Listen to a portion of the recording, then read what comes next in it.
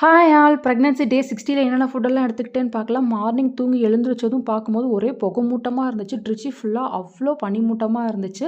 முன்னாடி நாளே மாதுளம்பழம் எல்லாமே உரிச்சு வச்சுட்டேன். தேவைப்படுறப்ப ஜூஸ் போட்டுக்கலாம் அப்படின்னு அப்பப்போ உரிச்சா அது ஒரு சோம்பேறித்தனமாக இருக்கும்.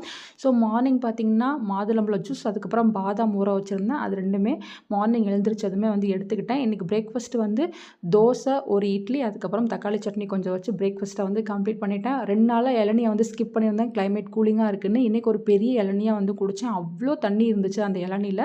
ஸோ அதை ஒரு 12 போல் குடிச்சிட்டு நான் பார்த்திங்கன்னா ஷாப்புக்கு போகும்போது ஒரு ஆப்பிள், அதுக்கப்புறம் கொஞ்சம் பிளாக் கிரேப்ஸ் கட் பண்ணி எடுத்துகிட்டு போய் அங்கே போயிட்டு சாப்பிட்டுக்கிட்டேன். இன்றைக்கி லஞ்சுமே ரொம்ப சிம்பிள் லஞ்சு தான் பண்ணியிருந்தேன். முட்டை குழம்பு தான் வச்சுருந்தேன். வெஜிடபிள்ஸ் எதுவுமே இல்லாதனால முட்டை குழம்பாக பண்ணி 2 பேருமே சாப்பிட்டுக்கிட்டோம். ஈவினிங் 5 போல் ஏபிசி மால்ட் ஆஸ் யூஷுவல் அதை தான் குடிச்சிக்கிட்டேன்.